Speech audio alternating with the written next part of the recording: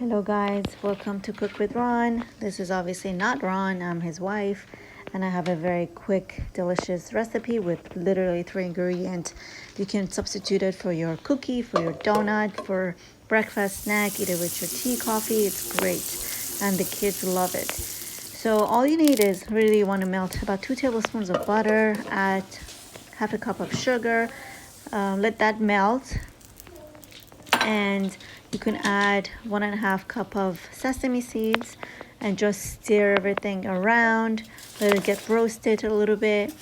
You can add less sugar if you like, it depends on how sweet you want it. At this point I usually like to add some saffron, some cardamom powder, some vanilla, cinnamon, whatever you guys want. You don't need any of that.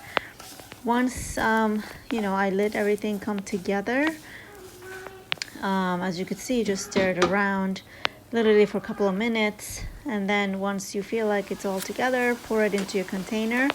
And you want to just kind of compact everything together, let the seeds kind of stick together, and pretty much this is it. Then you put it really in the refrigerator for about 5-10 minutes, let it cool down, take it out, cut it, and you have a very delicious snack.